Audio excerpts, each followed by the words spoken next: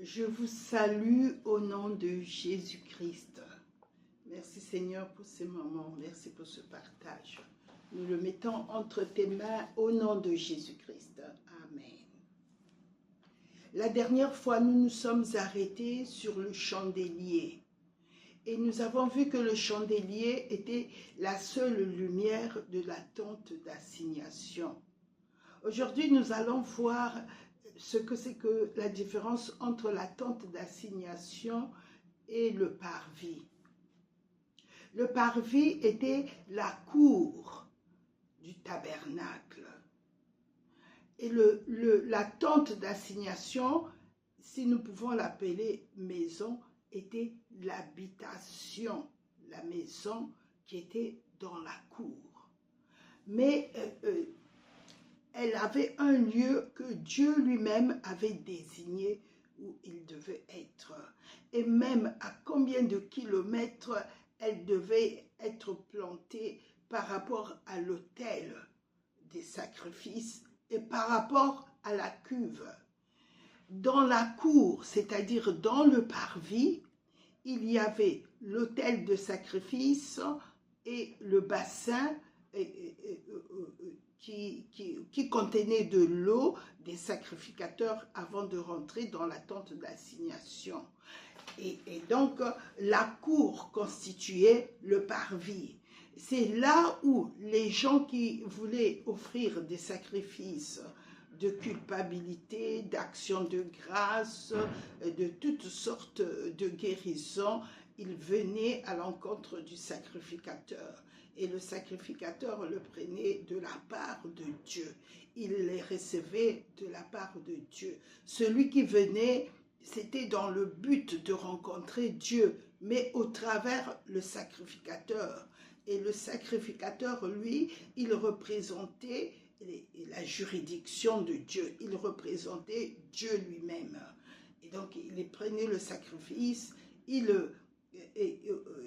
libérait le coupable, il faisait différentes choses, différents actes que la loi ordonnait pour que le lépreux puisse être purifié, pour que le coupable puisse être justifié, puisse repartir librement.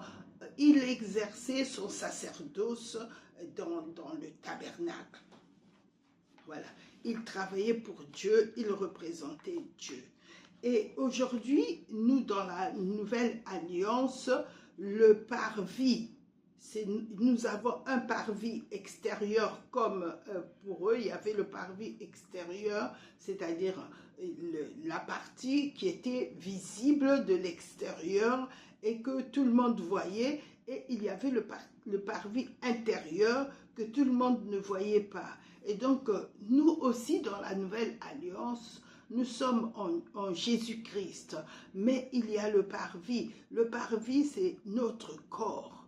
Et la tente, c'est notre âme que les gens ne voient pas, et notre esprit qui est le lieu très saint. Et donc, quand nous voyons cette répartition, en fait, elle était spirituelle. Et n'oublions pas dès le départ que le tabernacle ici, Dieu a voulu montrer l'image de l'homme, ce que l'homme était pour lui. Et ici, nous voyons que Dieu ne pouvait pas venir leur parler de l'esprit ou leur faire comprendre les choses que l'homme ne comprenait plus, que l'homme n'allait pas comprendre du tout. Quand Adam est tombé, la chute d'Adam a entraîné la séparation de Dieu et de l'homme. Mais ici, il s'agit beaucoup plus de la séparation spirituelle, c'est-à-dire l'esprit de Dieu qui était dans Adam l'a quitté. Et donc, à partir de ce moment-là, il n'avait plus la notion spirituelle de la dimension de l'esprit de Dieu. Tout ce que Dieu disait à l'homme, et quand Adam est tombé, tous les hommes qui étaient en Adam sont tombés. Et donc, tous ceux qui sont nés de Adam, c'est-à-dire les humains, de cette époque-là. Nous parlons ici de l'époque depuis Adam jusqu'à ce que la loi soit donnée. C'était des hommes qui étaient sortis de l'Égypte. Ils n'avaient que la notion égyptienne. Le fait qu'ils soient restés longtemps esclaves en Égypte, ils n'avaient plus la même notion que Abraham. Ils savaient qu'ils savaient qu'ils étaient des descendants d'Abraham, mais ils ne pouvaient pas connaître le Dieu d'Abraham tel que Abraham le servait. Et donc la crainte de Dieu, ils ne l'avaient pas parce qu'ils ne connaissaient pas réellement, en réalité, dans la vie de chaque jour, qui était Dieu. Ils avaient la notion des dieux de l'Égypte et ils voyaient les Égyptiens servir leurs dieux, et donc pour eux, ils avaient cette notion-là. Ils craignaient Dieu parce qu'ils savaient que Dieu avait parlé à Jacob, à Isaac, et à Abraham, Isaac et Jacob. Et s'il y avait quelque chose qu'ils retenaient de Dieu, ils étaient des descendants de Jacob. Ils savaient comment Jacob était venu en Égypte et au travers de Joseph et comment Joseph avait délivré l'Égypte et comment aussi le pharaon qui est arrivé, qui n'a pas connu Joseph, et les a réduits en esclavage. Et donc, ils n'avaient pas la notion de Dieu. Quand Dieu les libère de l'Égypte, avec à main forte et à bras étendus, et donc ils retiennent beaucoup plus de Dieu, la façon dont Dieu avait jugé les dieux de l'Égypte et comment il les avait fait sortir à partir d'un agneau immolé. Alors, nous, dans tout ça, qu'est-ce que ça représente? Eh bien, ça représente l'homme à qui Dieu avait donné la responsabilité de toute la création et comment il s'est livré lui-même au mensonge du diable, comment il l'a écouté. Et nous parlons ici de Adam, mais nous parlons aussi de notre naissance, de chacun de nous. Et quand nous naissons, nous ne connaissons pas très bien Dieu. Chacun de nous, quand il n'est pas né chrétien, même si nous sommes nés dans un foyer chrétien, mais notre engagement, c'est au moment où nous rencontrons le Seigneur dans notre vie. D'autres peuvent rencontrer le Seigneur après des difficultés. C'est Dieu qui choisit le moment de la rencontre entre lui et nous. Et quand nous rencontrons Dieu, c'est lui qui nous apprend à le connaître. Et donc ici, le peuple d'Israël, Dieu est en train de leur apprendre à le connaître sous la direction de Moïse. Et donc, quand nous rencontrons le Seigneur Jésus-Christ, c'est la même marche pour nous. Dieu nous délivre de la main, de la puissance du diable, de la puissance des ténèbres, et nous amène à sa lumière, et nous amène à sa vérité, et il nous fait comprendre qu'il est le véritable Dieu, et là, nos yeux commencent à s'ouvrir à l'évangile, à la parole de Dieu. Voilà, et donc ici, nous sommes une tente de Dieu, nous sommes une tente d'assignation, et notre environnement, l'extérieur, c'est le parvis dans lequel se trouvait la tente d'assignation, bien que pour eux, c'était limité. Et donc, nous nous retrouvons souvent dans une assemblée, mais l'assemblée peut être à la fois le parvis. Pourquoi? Parce qu'il y a tout un mélange de peuples, tout un mélange d'hommes et tout un mélange de cultures qui se croisent. Et au travers de ces mélanges, tout n'est pas pur. Et bien qu'il y a ceux qui ont fait déjà l'expérience avec le Seigneur et qui marchent avec le Seigneur, mais très souvent, la majorité des gens ne connaissent pas le Seigneur. Et chacun a une idée comment il faut s'approcher de Dieu, comment il faut adorer Dieu, comment il faut servir Dieu. Voilà. Donc, nous ressemblons à la tente d'assignation, mais dans la tente d'assignation, il y en a qui ne sont pas de véritables tentes. Là, parce que nous avons vu que dans la tente d'assignation, il y avait la lumière qui est le chandelier. Mais c'était la seule lumière de la tente d'assignation. Cette lumière est le Seigneur Jésus-Christ en nous, celui qui nous éclaire. La parole de Dieu dit, ta parole est une lumière à mes pieds et une lampe à mes pieds et une lumière sur mon sentier. Ça veut dire aussi que, comme il le dit, le sentier du juste est comme la lumière resplendissante dont l'éclat va croissant en plein jour. Donc, cette lumière est dans la tente, c'est-à-dire Jésus est en nous. Mais beaucoup viennent dans les assemblées, ils n'ont pas Jésus. Il ne faut pas que nous pensions que tous ceux que nous voyons dans les assemblées, ils ont donné leur vie à Jésus. Beaucoup n'ont pas Jésus en eux. Et donc Jésus, ici, nous avons vu que Jésus était le flambeau du véritable temple.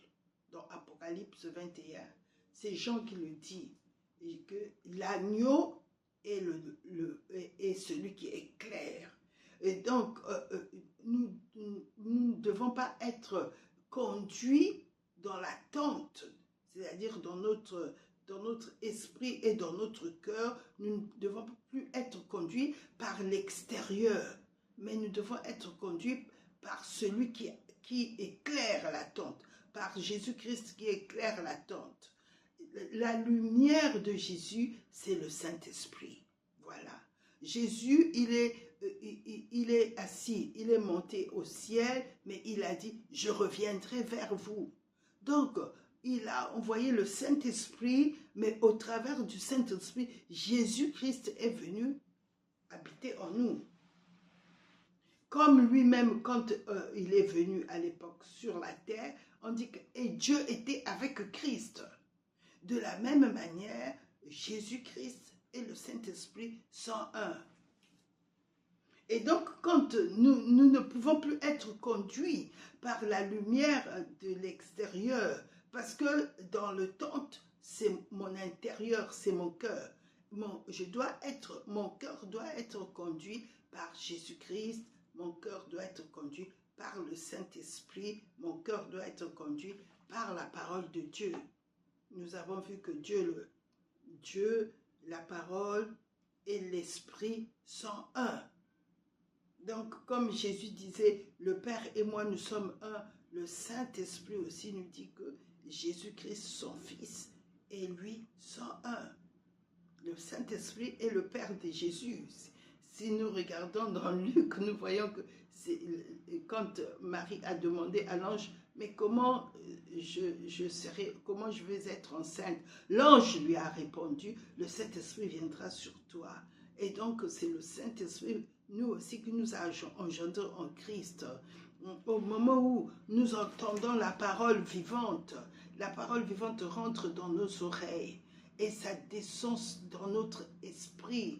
Et dans notre esprit, et quand nous l'accueillons, quand nous acceptons Jésus, il rentre en nous, il nous éclaire, il chasse les ténèbres. Et de l'autre côté, quand il rentre dans notre cœur, il nous donne la vie de Dieu. La vie de Dieu descend en nous. Sans la parole de Dieu, on ne peut pas recevoir la vie de Dieu. La vie de Dieu nous vient par la parole, par la voix de la parole. D'autres, peut-être, ils ont entendu une voix, mais cette voix-là parlait de la parole. Alors, comme ils n'avaient jamais lu la Bible, ils pensaient que cette voix-là disait autre chose. Non, c'est la parole. Quand quelqu'un entend la parole qui lui dit, il voit le Seigneur en vision qui lui dit, je suis le chemin, la vérité et la vie. Et le Seigneur cite la parole. Le Saint-Esprit et la parole sont un. Et donc ici, la lumière, il s'agit du Saint-Esprit en nous. Nous ne sommes plus guidés par des hommes ou par les habitudes, nous commençons à abandonner petit à petit les habitudes qu'on avait et qui étaient basées sur des traditions, sur l'intelligence que nous avons acquise, soit dans nos études, qui étaient basées sur les principes sociales, qui étaient basées sur... La société agit beaucoup sur notre âme. La société qui nous environne, qui nous entoure, il a des règles, il a des principes, et souvent nous les acceptons sans avoir un arrière-plan de Dieu en nous. On les accepte en disant c'est vrai, mais en fait c'est pas la vérité. Ce sont des principes et souvent qui sont qui sortent de plusieurs philosophies, de fois de plusieurs... ce sont des principes humains uniquement. Et donc, quand nous donnons notre vie à Jésus-Christ, le Seigneur vient nous donner une philosophie divine, c'est-à-dire la pensée de Dieu. Voilà. Et il nous établit sur les principes du royaume. La manière dont le royaume de Dieu fonctionne est très différente du royaume des hommes, du royaume humain. Le royaume humain a été perverti par le diable, d'où il y a tout ce qui n'est pas dans le royaume, la colère, la médisance, le jugement, tout ce qui est mauvais est dans le monde. Mais le monde n'est pas mauvais parce que Dieu a le contrôle du monde. Dieu contrôle son monde, il n'a pas renoncé. Il est écrit, la terre est ce qu'elle renferme à l'éternel. À l'éternel, la terre est ce qu'elle renferme, le monde est ce qu'il habite. Et nous voyons, nous connaissons le verset qui dit, Dieu a tant aimé le monde. Quand Dieu a créé le monde, la terre et son monde et son système, il l'a créé sous la base de la justice et de l'équité. C'est l'ennemi qui est rentré dans le monde et en usurpant ce que Adam avait reçu, et il a mis sa nature et sa conception sur le monde. Mais grâce soit rendue à Dieu, le monde a été remis à Jésus-Christ. Il est écrit, tout pouvoir m'a été donné dans le ciel et sur la terre. Jésus a autorité sur le monde désormais, parce qu'il est venu et il s'est fait homme. Et le monde n'était donné qu'à l'homme. Et le Seigneur a dit, Dieu lui a remis le jugement parce qu'il était devenu le Fils de l'homme. Nous voyons cela dans Jean 5.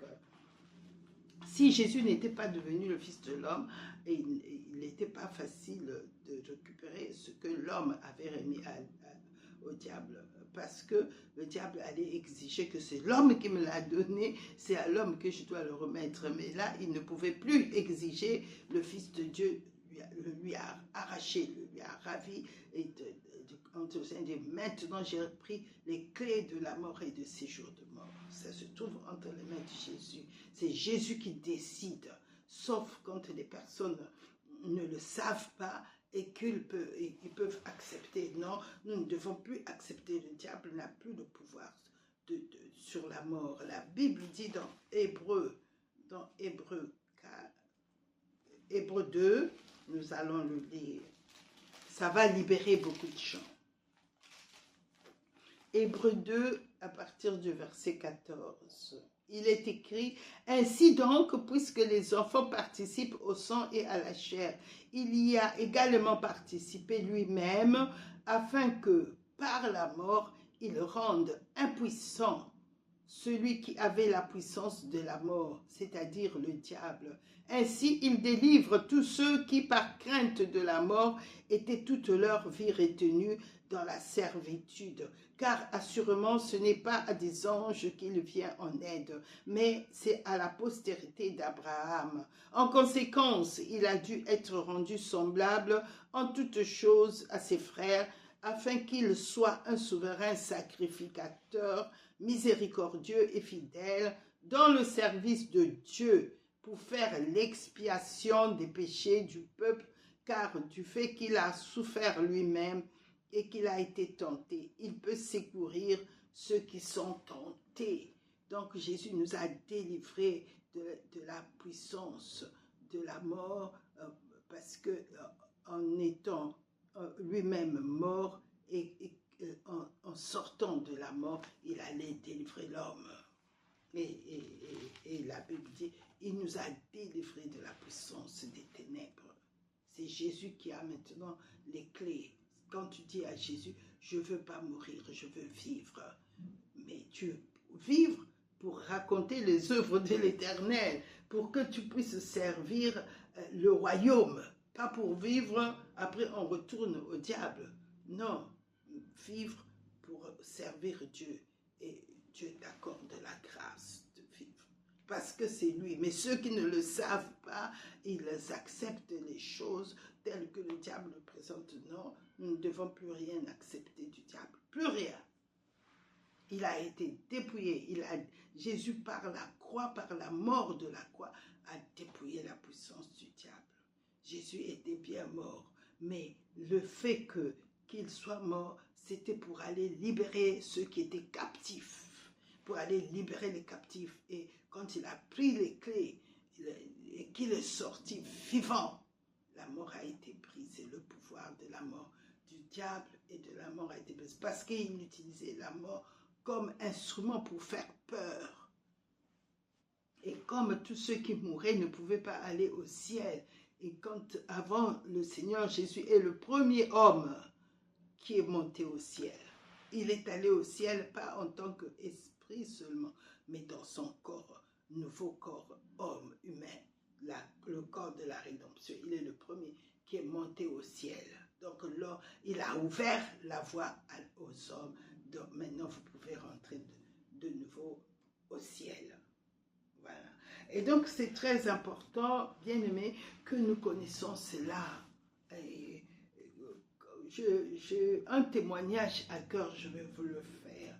Quand j'avais donné ma vie au Seigneur, moi, j'ai donné ma vie au Seigneur parce que j'étais protestante à l'époque.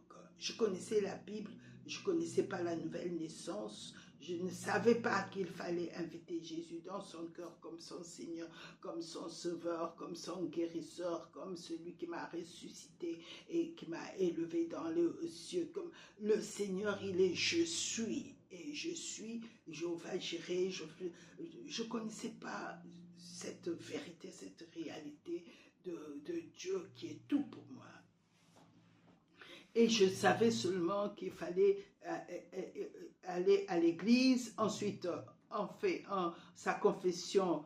Je veux appartenir au Seigneur Jésus-Christ, abandonner le péché. Chez les protestants de l'époque, c'est comme ça que ça se faisait publiquement. Tu annonçais que tu veux suivre Jésus et abandonner le péché. Ensuite, j'ai suivi le catéchisme qui n'a pas fait de moi une nouvelle création parce que c'était des leçons déjà apprêtées qu'on vous apprenait. Et puis ensuite, on te déclare, tu es chrétien après ton baptême d'immersion, tu deviens chrétien. Et donc, au lieu de suivre les enseignements au moment où tu deviens chrétien, à l'époque, je parle de l'époque, je ne sais pas aujourd'hui comment ça se passe, eux, ils faisaient le contraire. Le Seigneur a dit, baptisez-les, allez par tout le monde, faites des disciples, c'est-à-dire parle-leur de Jésus, que sur la terre, c'est Jésus-Christ, c'est par le nom de Jésus-Christ que l'homme est pardonné de tous ses péchés et que sur la terre, il devient le temple du Dieu vivant. Il donne sa vie à Jésus et il demande au Père de le remplir du Saint-Esprit. Il le remplit du Saint-Esprit et dans cette nouvelle vie, il devient une nouvelle création. Et dans cette nouvelle création, maintenant, on commence à l'enseigner. Parce que l'enseignement est associé au Saint-Esprit. On ne peut pas enseigner quelqu'un avant qu'il ne soit né de nouveau. Bien-aimés, écoutez-moi. Vous ne pouvez pas aller prendre des gens et les enseigner, ensuite les baptiser et puis après les déclarer chrétiens. Non. Jésus a dit, allez par tout le monde et dites-leur que Jésus-Christ est le Seigneur qui va te donner une nouvelle vie. Et quand la personne accepte Jésus, baptisez-les au nom du Père, du Fils et du Saint-Esprit et ensuite enseignez-leur. Parce qu'au moment où ils ont donné leur vie à Jésus, ils deviennent le temple du Dieu vivant. Jésus qui se rentre en eux, le Saint-Esprit rentre en eux pour aller écrire sur leur cœur tout ce que la parole de Dieu dit. Si la personne n'a pas d'abord accepté Jésus, il n'est pas encore devenu une nouvelle création, la personne ne peut retenir aucun verset biblique. La personne ne peut pas retenir parce que ce qui nous fait retenir la parole de Dieu, c'est le Saint-Esprit qui est en nous commence à écrire cette parole dans notre cœur. C'est ça la nouvelle alliance. La nouvelle alliance, Dieu avait promis que maintenant, au début, je vous ai donné les pierres sur lesquelles j'ai écrit mes paroles et mes lois. J'ai écrit les 10 paroles et les lois dans le livre de la loi. Mais ces paroles-là n'étaient pas écrites dans leur cœur. Ils devaient les lire tout le temps, ils devaient les lire tous les sabbats, ils devaient les lire. Et deux fois, ils devaient la porter sur leur front. Il y avait beaucoup de choses que Dieu avait ordonnées au peuple juif, pas aux non-juifs. Les non-juifs, c'était des païens. Ils n'avaient aucun Dieu, ils n'avaient que des idoles, c'est-à-dire de tradition en tradition, les parents leur transmettaient des connaissances et des idoles. C'est ça qu'on appelle les païens, parce qu'ils servaient des dieux païens et qui avaient pour source le diable. Les dieux païens, quand vous ne dites pas la vérité à vos enfants, les enfants en allant à l'école, ils vont apprendre le porte-bonheur, le porte-chance, tous ces rituels-là, tous ces principes-là ont pour source le péché et le diable. Et donc, vous ne pouvez pas prendre ces enfants, les amener à étudier Dieu. Moi, c'est ce que j'étais devenue, c'est-à-dire, après l'école de dimanche, il y avait tout un rituel à suivre. À l'école de dimanche, oui, mais quand je suis allée au catéchisme, j'ai rien compris. J'ai juste retenu la confession de la foi. Je crois en Dieu, Dieu mon Père, je crois au Jésus-Christ qui m'a sauvé, mon Seigneur, je crois au Saint-Esprit et tout un rituel. Mais dans mon cœur, cela n'y était pas. Pourquoi? Parce que je n'avais pas commencé par le commencement. Je crois en Jésus-Christ, oui, je l'avais confessé, mais je le confessais parce que c'était des principes qui étaient apprêtés là. Mais dans mon cœur, je ne savais pas ce que c'était. C'est un jour, j'ai entendu quelqu'un qui m'a dit, est-ce que tu es né de nouveau? Cela m'a surpris. Je lui ai dit, mais qu'est-ce que ça veut dire? Alors il a commencé à m'expliquer qu'il y avait le vieil homme, celui qui était né de ses parents, quand nous avons la première naissance de nos pères, c'est le vieil homme qui avait péché, c'est le descendant de Adam. Mais quand le descendant de Adam rencontrait Jésus, Jésus lui donnait maintenant une nouvelle naissance. Jésus rentrait dans sa vie. Parce que le vieil homme, c'est un homme mort, il n'a pas Dieu, mort par rapport à Dieu. Le vieil homme ne peut pas obéir au royaume de Dieu. même s'il va à l'église, même il chante, il danse, vous voyez l'enfant danse, mais dans son parcours, s'il n'a pas rencontré celui qui donne la vraie vie, celui qui remplit du Saint-Esprit, celui qui fait que nous recevons encore Dieu en nous, il reste l'humain, c'est-à-dire le vieil homme. C'est ça le vieil homme. Il n'a pas de lumière en lui. Parce que la lumière, c'est Jésus-Christ. Je suis la lumière du monde. C'est Jésus qui est la lumière du monde. Et quand on m'a expliqué ça, j'ai dit, Seigneur, je veux naître de nouveau. Je veux une nouvelle naissance en toi. Et Jésus est venu dans ma vie.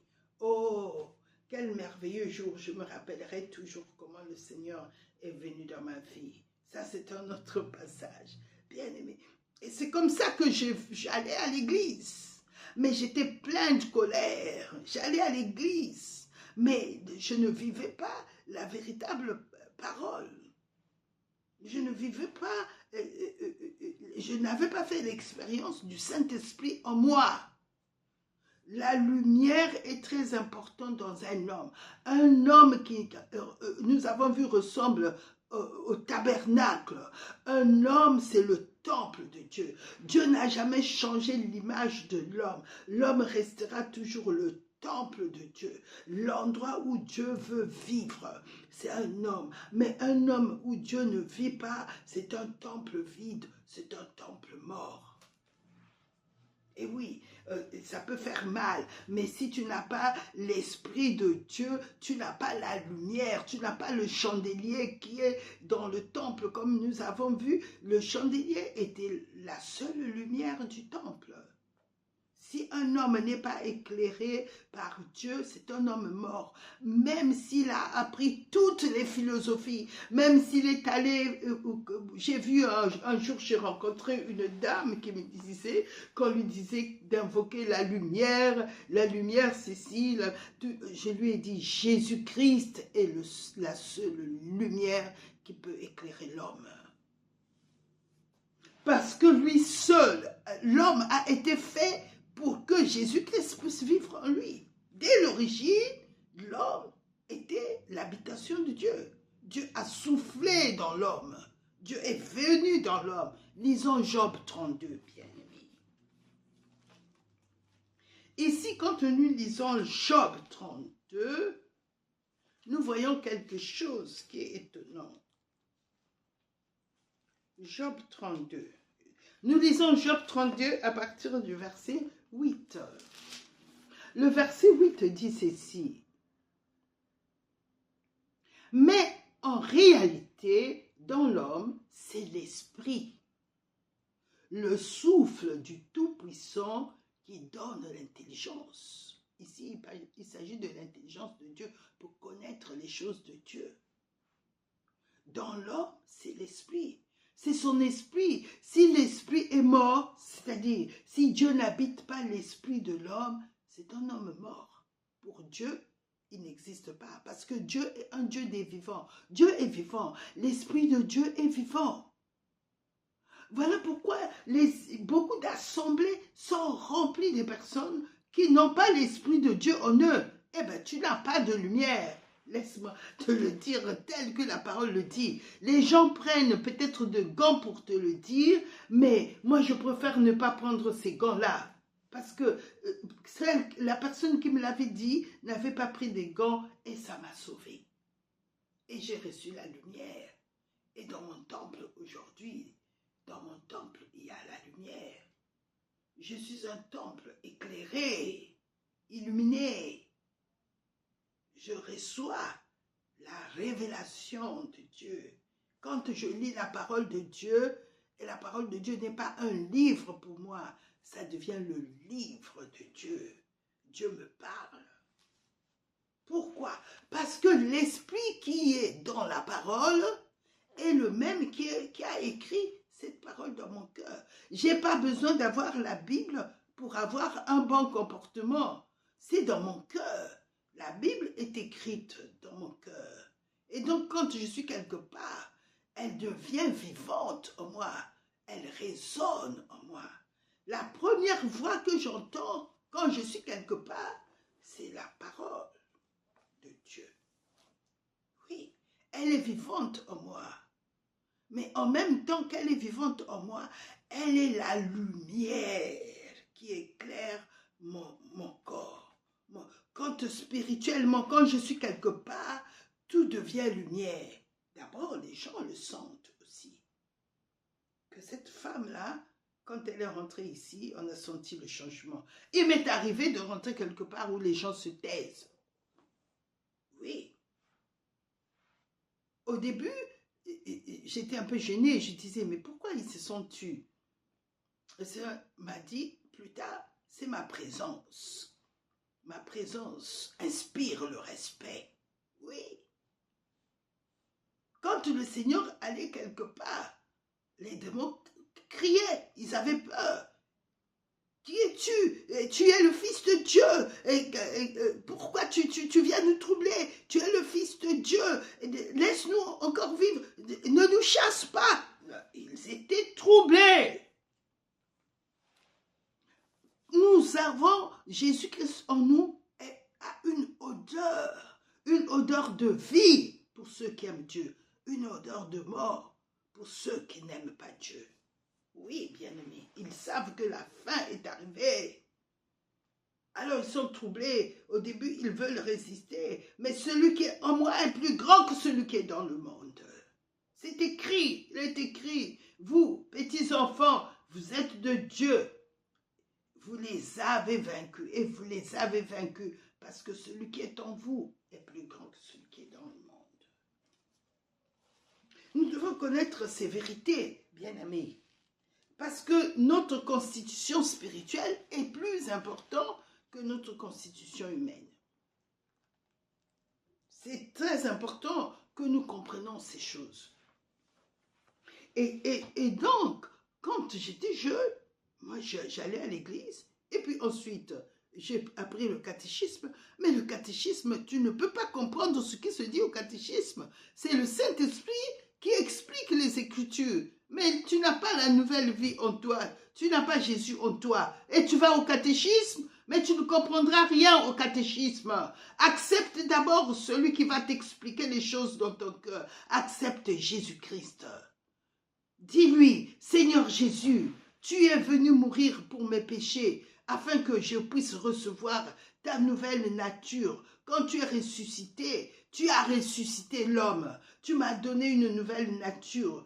Et tu m'as rempli de ton esprit. Alors je veux le Jésus-Christ ressuscité. Quand tu confesses Jésus-Christ est mort à la croix pour toi, maintenant il faut recevoir le Saint-Esprit qui va t'expliquer le catéchisme. Et tout enseignement ne peut pas être mis dans un homme qui n'a pas Jésus-Christ. C'est ça la véritable vie. Un homme qui n'a pas Jésus ne peut pas comprendre. La Bible dit qu'il est voilé. Quand il lit la Bible, il ne peut pas la comprendre. Beaucoup de gens ont essayé de lire la Bible. Ils l'ont vite abandonnée. Ils le citent peut-être, mais ils ne peuvent pas aller plus loin. Ils ne peuvent pas aller plus loin. Même ceux qui sont dans des structures occultes ne peuvent pas comprendre la Bible. Ils peuvent la lire, ils peuvent la réciter, mais la Bible n'est pas superficielle. Elle a une profondeur. Et cette profondeur se trouve en Christ, se trouve dans le Saint-Esprit. Le Saint-Esprit est la profondeur de la parole de Dieu. Et elle a une hauteur, élévation de Dieu. Elle a une hauteur qu'on ne peut atteindre que par l'ascension de Christ, par le sang de Jésus qui nous a franchis, et alors, ouf, l'ouverture de la hauteur pour aller monter jusqu'à la 3e dimension de Dieu. Dieu est un Dieu de degrés aussi. Mais alors, pour atteindre le degré, il faut le Saint-Esprit. C'est lui qui dit, monte ici. Il a dit ça, genre, monte ici et je vais te montrer les choses. Donc, là aussi, pour aller dans l'élévation, il faut le Saint-Esprit. Dans l'ampleur qu'il appelle la largeur, il n'y a que Dieu qui peut nous multiplier, nous rendre forts dans la largeur. Il s'agit aussi de la force. Et Paul dit ceci dans Éphésiens 3. Paul dit dans Éphésiens 3 que je devienne fort, que mon homme intérieur devient fort. Parce que quand il s'agit de la largeur, de l'ampleur, Dieu te donne la capacité de dominer, te donne la capacité de te multiplier, te donne la capacité de t'élargir, d'aller au-delà de ce que tu ne peux pas faire en tant que l'humain. Non. Il faut être dans l'esprit. L'esprit, lui, il sait comment t'élargir, comment te multiplier, comment il va te faire atteindre les autres nations, les autres villes, ou dans ton quartier, comment il peut t'élargir. Ça, c'est le Saint-Esprit. C'est la capacité de Dieu qui nous est donnée pour nous élargir, pour nous multiplier, comme il a dit, multipliez, soyez féconds, mais ça, c'est possible que dans l'esprit. Comme Adam avait perdu l'esprit qui allait le faire, en tant qu'humain, il ne pouvait plus. Parce que le diable, il ne peut pas s'élargir. Le nombre des démons qui ont chuté avec lui, Dieu fera que ça ne se multiplie pas. Voilà pourquoi quand Dieu les chasse, il sait ce qu'il faut faire. Et ici, c'est Paul qui le dit. Éphésiens 3, verset 16. Afin qu'il vous donne, selon la richesse de sa gloire, d'être puissamment fortifié par son esprit dans l'homme intérieur. Tout est ici l'homme nouveau, l'homme intérieur. On est dans la nouvelle création, on est dans la deuxième naissance. L'homme qui a donné sa vie à Jésus, l'Esprit de Dieu vient le remplir.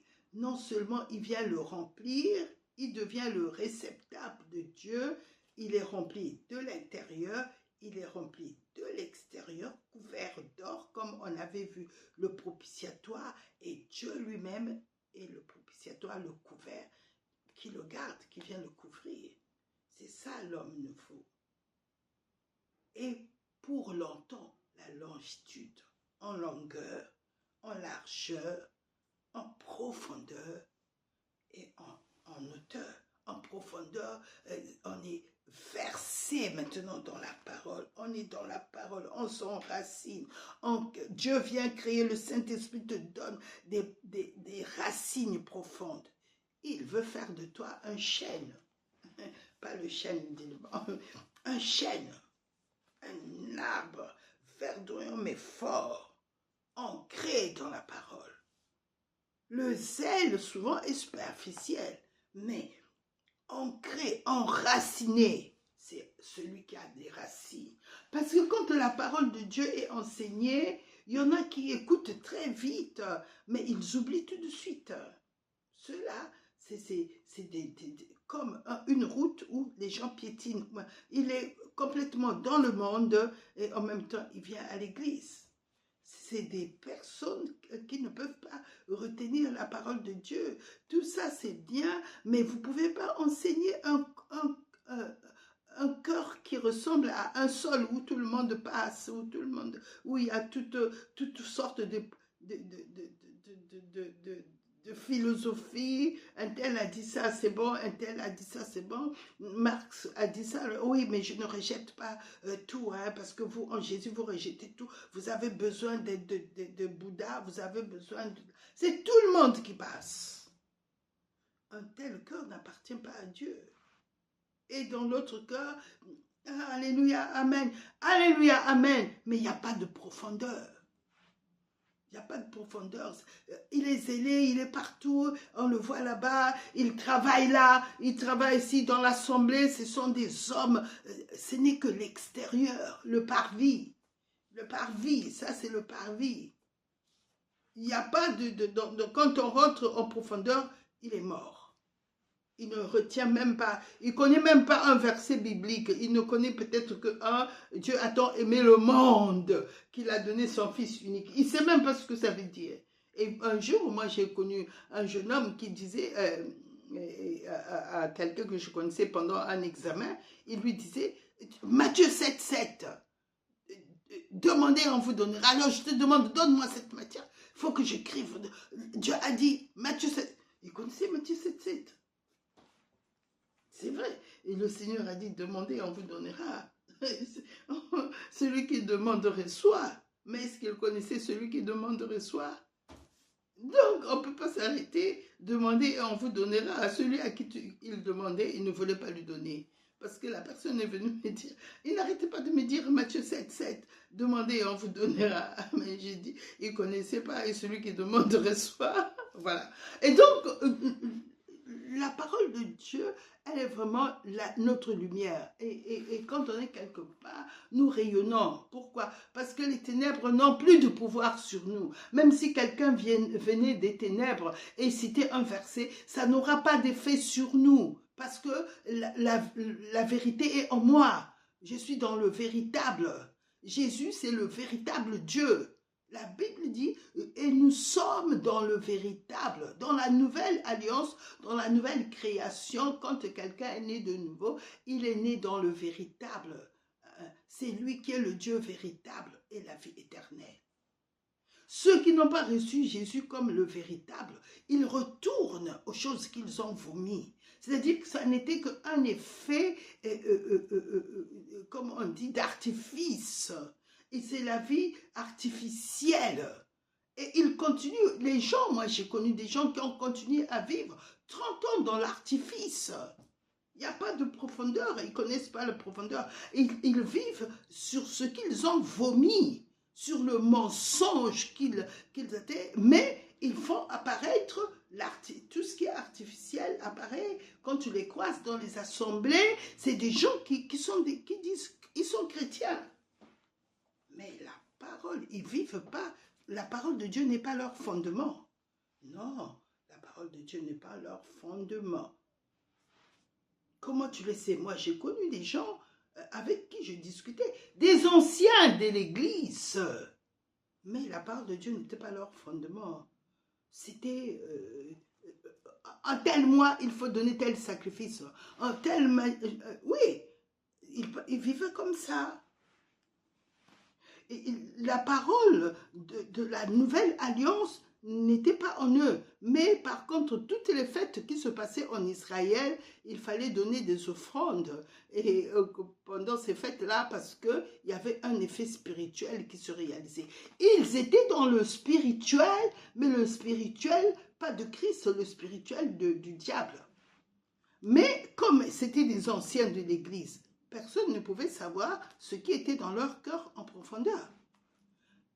Bien aimé, le parvis à tout le monde. Comme le sanctuaire n'est connu que par Dieu, il y a beaucoup de gens qui viennent dans les assemblées qui ne sont pas de Dieu. Ils connaissent la parole.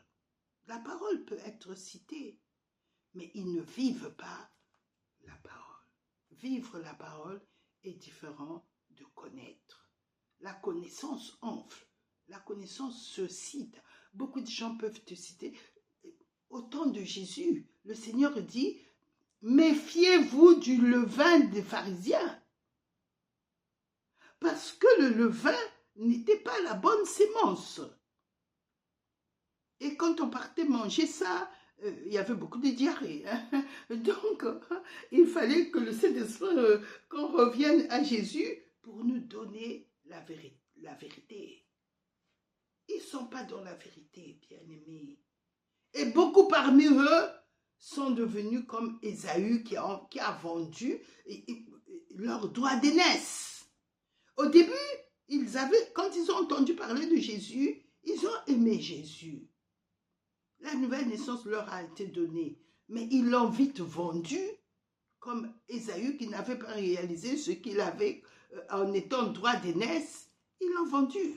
Saül a été pareil. Il n'avait pas réalisé ce que c'était être roi d'Israël.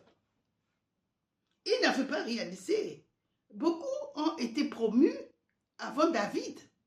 Mais très vite, ils ont vendu leurs droits d'aînesse. Il restera pas pierre sur pierre. Renversement total. Ils ne peuvent pas. Pourquoi? Parce que ce qui dure, qui a la vie véritable, c'est-à-dire la vie de Dieu, la vie divine qu'on appelle la vie éternelle, qui ne peut pas,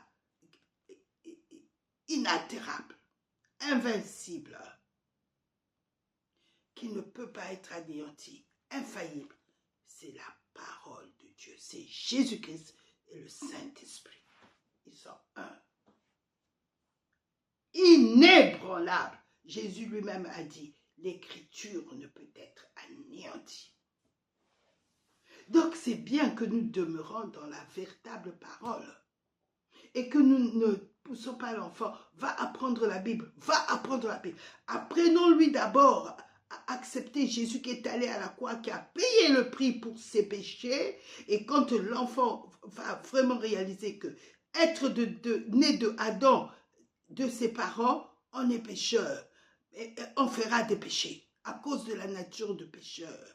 Mais si j'accepte Jésus, si tu acceptes Jésus-Christ qui a brisé, qui est mort pour le péché, tu auras Jésus dans ton cœur et le péché n'aura plus de pouvoir sur toi. Et même si tu pêches, tu auras le sang de Jésus qui va te purifier tout le long de toute ta vie.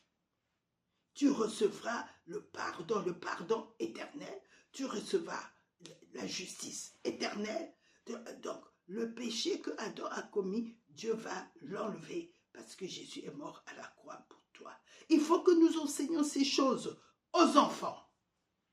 Et dire à l'enfant, demande d'être rempli du Saint-Esprit. Parce que même s'il s'éloigne, il est scellé, il porte le sceau du Saint-Esprit. Le Saint-Esprit est le sceau, une marque qui ne pourra pas s'enlever. Sauf si un jour, la personne commence à refaire des sacrifices humains, négligeant le sang qu'il a sauvé, qu'il a arraché, comme dit Hébreux 10. Là, maintenant, c'est la personne elle-même qui renonce au sang de Jésus, qu'il a sauvé, le sang de la grâce. Il n'y a que le sang de Jésus qui nous donne la rédemption. Mais si la personne va faire des sacrifices, et ça veut dire qu'il ne reconnaît plus le sang de Jésus. Bien-aimé, il faut que nous disons, nous partageons ces choses. Et une fois que j'étais rempli du Saint-Esprit, sans effort, je commençais à comprendre les Écritures. Donc, c'est la nouvelle naissance qui nous donne l'ouverture au royaume de Dieu. La parole de Dieu, la Bible fait partie du royaume. Nous ne pouvons pas amener les enfants au catéchisme et puis leur faire une confirmation. Une confirmation sur quoi? Puisqu'ils n'ont pas donné, ils n'ont pas eu cette expérience de la rencontre avec Jésus pour pouvoir confirmer. La confirmation, la Bible dit, c'est un engagement. C'est un engagement, là, quand vous faites confirmer un enfant dont lui-même, il ne s'est pas engagé, que je m'engage. Les eaux de baptême, c'est un engagement. C'est un engagement éternel. Il n'y en a pas d'autre. Sauf pour ceux qui l'ont fait parce qu'ils ne savaient pas. Ceux-là, ils peuvent se refaire baptiser. Mais moi, une fois, je me faisais presque baptiser 4 fois jusqu'au jour où le Seigneur m'a dit, oh, ça suffit, tu t'es engagé maintenant, pour une fois pour toutes, tu t'es engagé après m'avoir accepté, après la rencontre avec Jésus. Là, j'ai dit, je vais te suivre. Quand tu dis à quelqu'un, va faire la confirmation alors qu'il n'a pas la nouvelle naissance, tu réduis les gens, tu l'induis à l'erreur. Oui, le Seigneur a dit, faites d'abord de lui un disciple, c'est-à-dire, apprenez-lui que sur la terre, sa nature pécheresse, c'est par Jésus-Christ, c'est en Jésus que ça s'enlève. Parce qu'il est voilé, et le voile ne s'enlève que par Christ. Quand la Bible dit dans 2 Corinthiens 3, quand ils se convertissent à Christ, le voile est ôté. Le voile est ôté. C'est comme ça que le voile de mes yeux a été ôté, que j'ai compris que c'est Jésus-Christ qui sauve. Ce n'est pas ce que je vais faire qui va me sauver, mais c'est ce que Jésus a fait qui me sauve, qui m'a sauvé. Alors, c'est en ce moment-là, d'autres ils peuvent être remplis du Saint-Esprit. Dieu sait ce qu'il fait, pourquoi il le fait. Parce que au temps où Pierre est allé chez Corneille, s'il n'avait pas vu le signe du Saint-Esprit, il n'allait pas les baptiser. Parce qu'il n'était pas donné à un juif de rentrer chez les païens. Et il le dit, c'est la première base qu'il a posée. Vous savez qu'il n'est pas donné à un juif de rentrer chez les païens, des gens non juifs. Et Dieu l'a confondu. Dieu a baptisé Corneille du Saint-Esprit. Alors il a dit, peut-on refuser de l'eau à ceux que Dieu a acceptés? Des fois dans la famille, ou peut-être quelqu'un ou ton pasteur peut refuser de te faire baptiser. Et Dieu te baptise du Saint-Esprit d'abord. C'est un signe pour lui que si Dieu t'accepte, pourquoi moi je vais te refuser? Donc le chandelier, le Saint-Esprit en nous, c'est très important. Sans le Saint-Esprit, il n'y a pas de vie de Dieu. L'homme était vide, l'homme était mort quand Adam est tombé. Son temple est devenu un temple mort. Ton corps est devenu un temple sans la lumière. Il n'y a pas de vie si le Saint-Esprit ne vit pas en toi.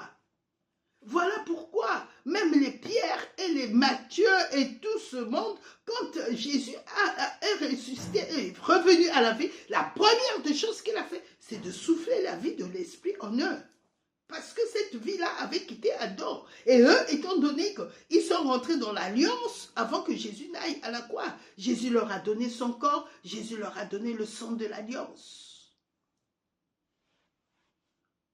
Mais la vie de l'Esprit ne devait venir qu'après la résurrection de Jésus. Parce que c'est l'Esprit qui devait le ressusciter. Si l'Esprit qui a ressuscité Jésus d'entre les morts habite en vous, l'Esprit qui a ressuscité le Christ d'entre les morts rendra aussi la vie à vos corps mortels. Ils n'étaient pas encore remplis de l'Esprit. Ils étaient rentrés dans l'alliance, mais ils n'avaient pas la vie de l'Esprit. C'est ça la nouvelle naissance. La nouvelle naissance, il est question que du Saint-Esprit. Il n'y a pas autre chose. Si on t'a dit que la nouvelle naissance, c'est comme tu commences à aller à l'église. La nouvelle naissance, tu commences à chanter. La nouvelle naissance, tu commences à laisser les habitudes qui ne sont pas bien. Et puis tu commences à faire des bonnes choses. Ce n'est pas la nouvelle naissance.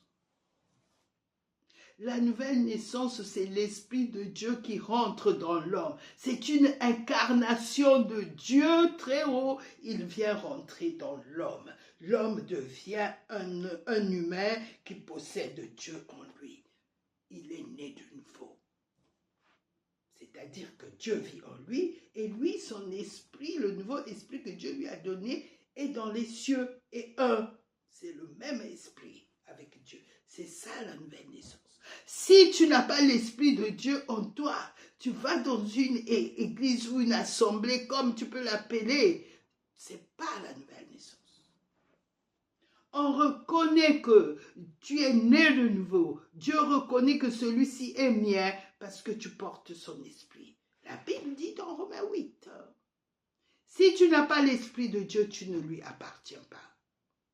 Et oui, bien aimé, c'est très important que nous réalisons entre l'ancienne alliance et la nouvelle alliance, ce qui fait la différence, c'est que l'homme est rempli de l'Esprit de Dieu. L'homme, Dieu vient habiter en lui, mais Dieu ne pouvait pas habiter dans ceux qui vivaient sous l'ancienne alliance, sous la loi. Impossible, parce qu'ils avaient la nature péchée, c'est-à-dire l'esprit de l'homme était mort. Dieu ne pouvait pas rentrer en eux. Quand il parlait au prophète, il était obligé de venir sur eux. Même Jésus, qui était né de l'Esprit Saint, quand le Saint-Esprit est venu, comme il n'était pas encore crucifié, qu'est-ce que la Bible nous dit? L'Esprit de l'Éternel est sur moi. Il n'a pas dit est en moi. Et pourtant, il était sans péché. Mais étant donné qu'il avait accepté de vivre sous ce corps que sa mère lui avait donné, c'était encore sous la loi. L'esprit ne peut pas se mettre sous la loi. Non, l'esprit est au-dessus de la loi. Il est au-dessus le Fils de l'homme est maître du sabbat. Jésus, en Christ, est maître de tout. Christ ne pouvait pas se mettre sous la loi. Mais chaque fois qu'il venait chez un prophète, il se mettait au-dessus du prophète. Et c'est comme ça que Jésus est né. L'Esprit est venu se mettre sur Marie. Et il a opéré dans le corps, montrant sa supériorité. Oui. Voilà pourquoi on ne peut pas juger quelqu'un qui est rempli du Saint-Esprit, qui vit avec le Saint-Esprit. On ne peut pas. La Bible dit, il n'est jugé par personne. À cause du Saint-Esprit, ce n'est pas à cause de nous, ce n'est pas à cause de cet individu, non, à cause du Saint-Esprit. L'Esprit était obligé d'être au-dessus d'eux. Et quand il finissait de leur dicter, et même il leur donnait le comportement, souvenons-nous de Béchalel. Béchalel, non seulement l'Esprit de Dieu était sur lui pour pouvoir faire les œuvres du tabernacle, mais il lui donnait l'intelligence, l'habileté. Donc le Saint-Esprit a le contrôle sur la matière. C'est lui qui l'a créé. Même si la personne n'est pas née de nouveau, le Saint-Esprit, il a utilisé un âne pour parler à Balaam. Il y a beaucoup de gens qui se disent des prophètes. Ils ne sont pas conduits par l'Esprit de Dieu. Au début, ils ont été remplis du Saint-Esprit, mais après, ils ont fait appel aux dons qu'ils ont reçus humainement. Beaucoup, moi j'ai rencontré au moins deux prophètes qui m'ont déjà dit, ce don-là, il l'avait depuis qu'ils étaient enfants, depuis sa mère, c'est le don de sa mère. Non, il y a le don du Saint-Esprit et il y a les dons d'Adam. Ah oui, parce que la divination, qu'on le veuille ou pas, ce sont des dons des parents, souvent qui se transmettent. Mais quand je renonce à ma vieille nature et j'accepte Christ, je deviens une nouvelle créature. Les choses anciennes sont passées.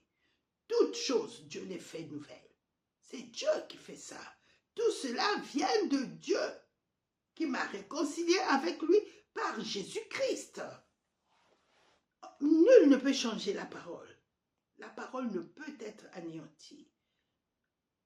Toutes choses passeront, mais la parole de Dieu ne passera pas. Donc ici, le chandelier nous montre que le chandelier est dans le temple. Le chandelier n'est pas dans les parvis. Le chandelier, on ne le voit pas dehors. Même si les gens... Non, on sait que il y a le chandelier. On sait que il y a le Saint-Esprit en toi. Pourquoi? Parce que tu parles en langue. Mais on ne peut pas savoir le travail que fait le Saint-Esprit en toi dans la communion avec ton Dieu. Et donc, comme les disciples le savaient, quand quelqu'un donnait sa vie à Jésus, la première chose qu'il faisait, c'est de lui demander d'être rempli du Saint-Esprit. Nous voyons cela avec les disciples. Quand Philippe est allé en Samarie, il a prêché l'évangile. Il y avait des miracles. Le Saint-Esprit agissait. Mais ces gens-là n'étaient pas remplis du Saint-Esprit. C'est pas parce que tu as expérimenté un miracle que tu vas dire « Je suis maintenant rempli du Saint-Esprit ». Non. Si tu n'as pas cru au Seigneur Jésus-Christ qui est mort à la croix et ressuscité pour notre justification, premièrement. Et deuxièmement, si tu n'as pas demandé d'être rempli du Saint-Esprit, tu n'es pas le temple de Dieu. Et si tu as demandé d'être rempli du Saint-Esprit et aujourd'hui tu marches dans la volonté du diable, eh bien tu as renoncé à Christ. Pourquoi? Oh, mais je ne l'ai pas dit. Oui, mais tes œuvres, le Seigneur a dit, vous les reconnaîtrez par leurs œuvres. Vous les reconnaîtrez par leurs œuvres. Il y a beaucoup de personnes que j'ai rencontrées, moi, qui venaient me taper à l'épaule, qui m'appuyaient à l'épaule, et le Seigneur, moi c'est le Seigneur qui m'apprend ces choses-là. Le Saint-Esprit m'a montré, tu as vu comment il est venu appuyer sur ton épaule, mais sache une chose, tu les reconnaîtras par et il ne se passera rien. Et quand il voit qu'il ne se passe rien, Alors, ils commencent à se poser la question, mais qu'est-ce qu'elle a? Mais ils ne savent pas, tout ce qui est dépouillé n'a plus d'effet. C'est condamné, et tout ce qui est condamné est lumière. Et comme je connais ces principes-là, je les ai condamnés au nom de Jésus-Christ.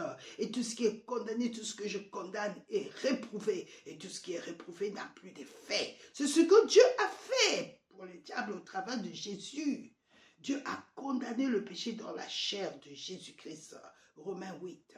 Et il l'a suspendu, il l'a élevé. C'est pour le livrer publiquement. Et le fait d'avoir livré le diable publiquement, eh bien, il a été anéanti, il a été dépouillé. Le Seigneur dit, ne participez pas à leurs œuvres. Condamnez-les. Et tout ce qui est condamné est lumière. Tout ce qui est condamné est lumière. Même si je ne connais pas la personne, tant que le Seigneur ne m'a pas dit, moi je ne vais pas savoir ce que la personne fait. C'est souvent le Seigneur, moi, qui dépouille ces personnes-là devant moi.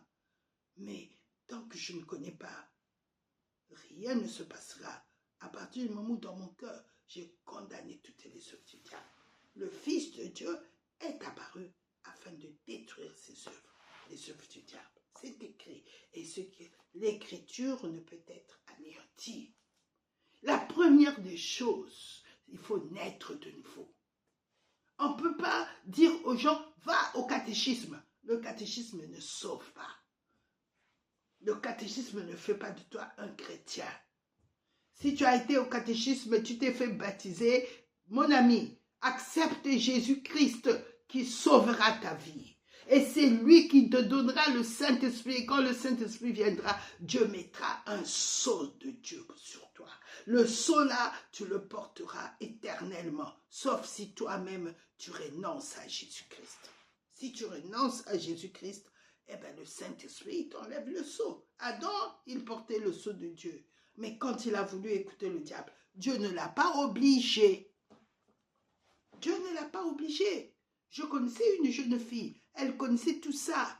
Et même pour me faire croire qu'elle connaissait, elle aimait le Seigneur, chaque fois que je montais dans sa voiture, elle mettait la louange pour me faire croire qu'elle est au Seigneur, bien calculée, très intelligente. Mais entre les mains, manipulée par l'ennemi. Moi, je savais tout ça, mais je ne pouvais pas le lui dire que je sais ce que tu fais. Tant que ce n'est pas le temps de Dieu, c'était la chair. C'est aller à l'encontre des histoires, des problèmes. J'ai laissé jusqu'au jour où le Seigneur m'a dit, donne-lui cette parole. Dieu est bon, Dieu nous aime, bien-aimés. Nous devons parler aux gens de Jésus-Christ d'abord, qui est le fondement, et le Saint-Esprit, qui est la lumière du corps de l'homme, et alors seulement ils pourront comprendre les Écritures. Parce que les Écritures, il faut la révélation pour aller en hauteur, en profondeur, en largeur et en longueur, c'est-à-dire pendant longtemps, pour durer dans la parole. Nous continuerons ce partage sur le chandelier bien-aimé. Il est très bon de savoir que l'homme est un sanctuaire où la seule lumière qui brille, c'est le Saint-Esprit. Si les disciples ont été dépêchés pour aller en Samarie, pour prier afin que les gens soient remplis du Saint-Esprit. Si Paul a demandé à des chrétiens, êtes-vous remplis du Saint-Esprit? Avez-vous été remplis du Saint-Esprit lorsque vous avez cru? C'est que le chandelier, la lumière de Dieu, le Saint-Esprit est un élément important dans le tabernacle, dans le sanctuaire que nous sommes, bien-aimés. Seigneur, je te prie pour tous ceux qui n'ont pas Jésus. Si toi, qui as suivi ce partage, tu n'as pas Jésus, je vais t'exhorter. Accepte Jésus. Dis tout simplement, Seigneur Jésus, je ne savais pas que tu es le flambeau du temple, que tu es la lumière du temple, et que c'est toi qui donne le Saint-Esprit, qui va me remplir du Saint-Esprit. Je ne savais pas. Aujourd'hui, je confesse, Jésus-Christ, tu es celui qui est mort à la croix pour mes péchés. Tu es celui qui est ressuscité pour me déclarer juste. Et maintenant par toi, c'est par toi seul qu'on devient enfant de Dieu, parce que c'est toi qui es le Fils de Dieu. Fais de moi le Fils de Dieu et remplis-moi du Saint-Esprit et fais de moi une nouvelle création. Merci Seigneur, parce que tu es en train d'accepter ma prière. Et maintenant, sur la base de cette prière que je viens de faire, je considère que tu m'as accepté et que le Saint-Esprit maintenant est entré en moi par ta main puissante. Tu as changé, tu as ôté le cœur que j'avais, tu m'as donné un nouveau cœur et tu m'as donné ton esprit afin que je puisse obéir aux Écritures. Toi seul, par le Saint-Esprit, donne une nouvelle vie et me donne la capacité d'obéir à ta parole.